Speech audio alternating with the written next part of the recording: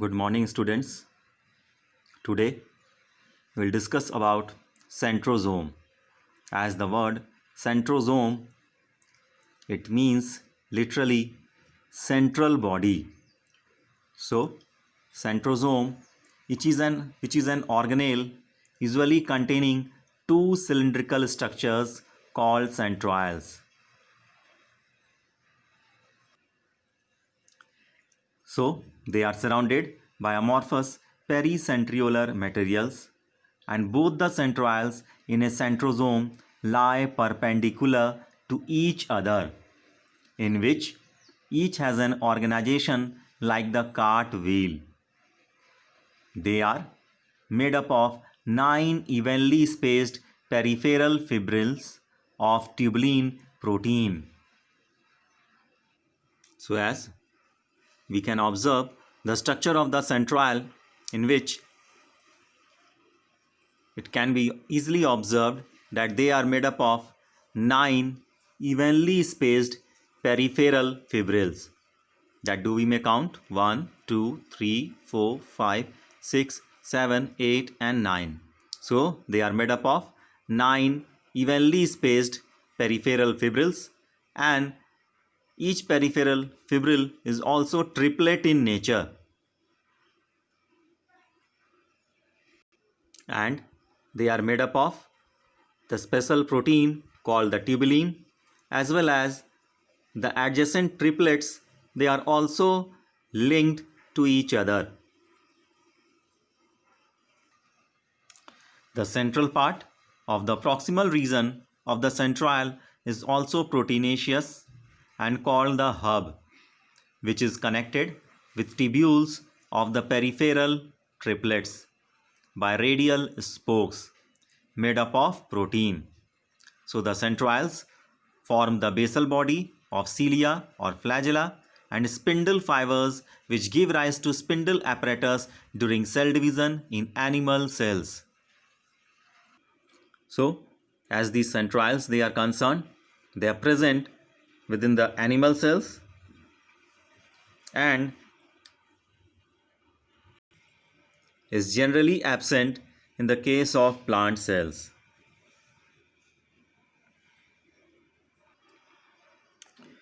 So, from the centrosome, spindle fibers radiate as an ester in animal cells and lower plants. At the time of cell division, centrioles separate and migrate to the opposite poles of the cell, and then the spindle is formed in between them, which helps in the process of cell division.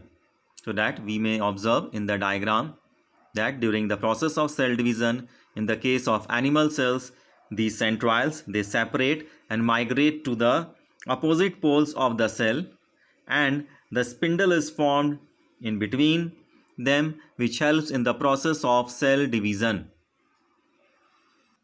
Now we'll discuss the another cell organelle, which is the nucleus, which is the most important and vital organelle.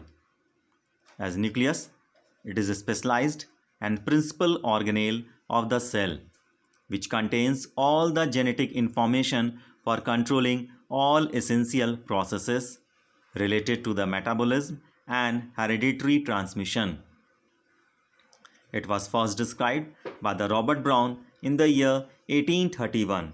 Later, the name chromatin was given by Fleming when the material of the nucleus was stained by the basic dyes.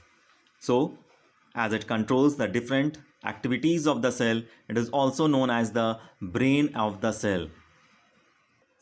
So, as nucleus is usually dense, spherical or oval in shape, it occurs mostly in the central position in the cell, but it may be shifted to the peripheral position due to presence of large vacuoles, which are the general characteristics of plant cells. So, as nucleus, it is bounded by two membranes which are called as nuclear membranes, or also called as nuclear envelope. And nuclear envelope encloses a space between the two nuclear membranes and is connected to a system of membranes which is called as endoplasmic reticulum. So we can observe the space in between the two nuclear membranes is connected to a network of membranes which is called as endoplasmic reticulum. The presence of nuclear envelope separates the nuclear material from the cytoplasm, and each nuclear membrane is around about 90 angstrom thick and has a membrane structure just similar to that of the plasma or cell membrane. So the chemical composition, it is also having the similarity with respect to the cell membrane. As do we know, the cell membrane is composed of lipids and proteins. Do like the nuclear membrane is also composed of the same composition, and the nuclear envelope is also perforated at intervals by the nuclear pores, and the nuclear envelope encloses the nuclear sap, or called as nucleoplasm. The nuclear pores allows the exchange of chemical substances between the cytoplasm and the nucleoplasm, as well as within the nucleoplasm they are present nucleolus and chromatin material. So these nuclear pores, they allow the exchange of the substances in between the cytoplasm and the nucleus, as well as between the nucleus and cytoplasm, and within the nucleoplasm another structure which is called as nucleolus and chromatin materials are present.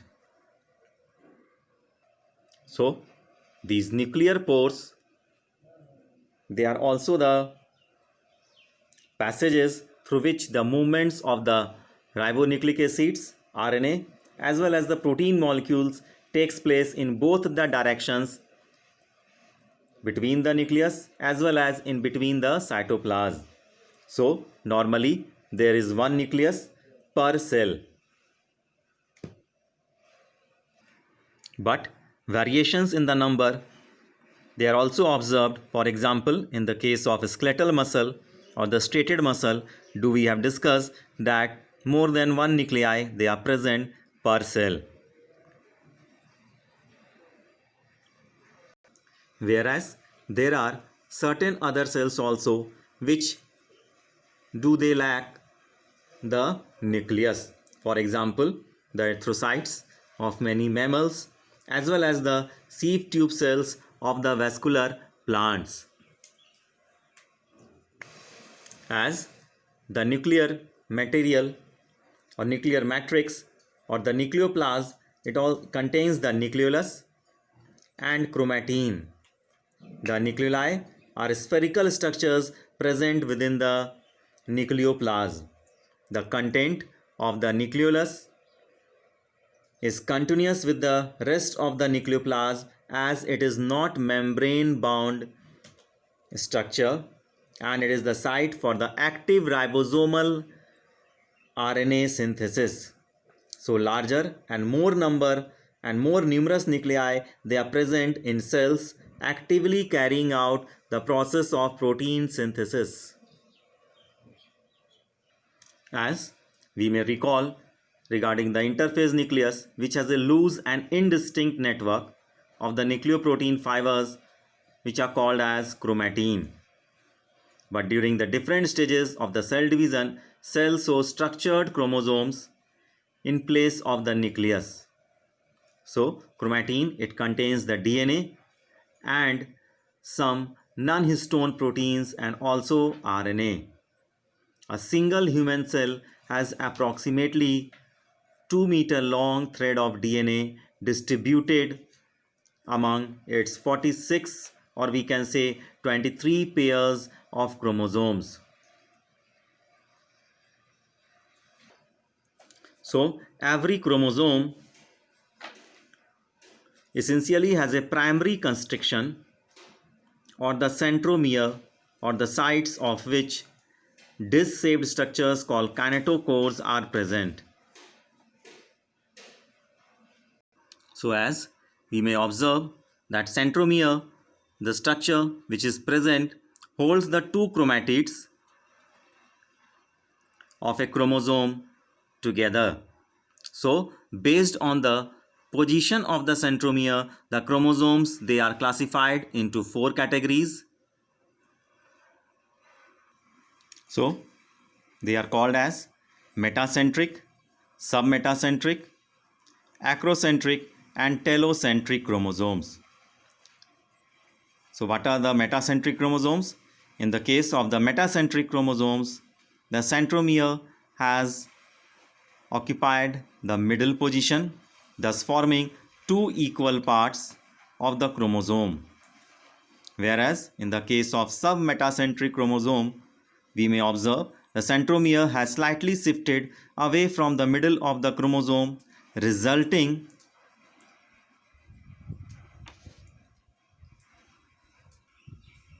into one shorter and the other one longer arm. Whereas in the case of acrocentric chromosome, the centromere, it shifts close to its end, thus forming an extremely shortened and a very long arm. Whereas the other one, which is called the telocentric chromosome, in which we may observe the centromere has shifted to the terminal position. It has been shifted to a terminal centromere. So these are the different types of chromosomes based upon the position of the centromere, which were metacentric, submetacentric, acrocentric and telocentric chromosomes. Sometimes few chromosomes, they have non-staining secondary constrictions at a constant location, and this gives the appearance of a small fragment called as the satellite. Now we'll discuss about certain microbodies. These microbodies, they are the membrane-bound cytoplasmic elements which are composed of enzymes and other substances. So these are minute vesicles found in both plant cells and animal cells. For example, in the case of liver, kidney, protozoa, yeast and many other types of cells, their shape can be ovoid, spherical, granular, etc.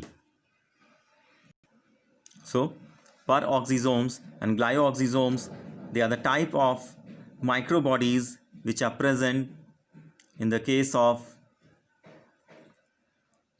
plant cell and animal cell.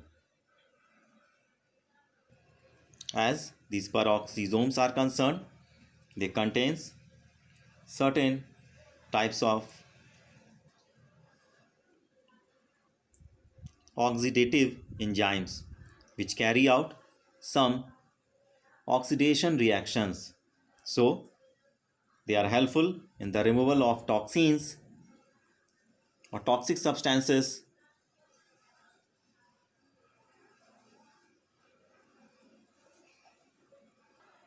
from the certain cells. Till so far here, thank you. Have a nice day.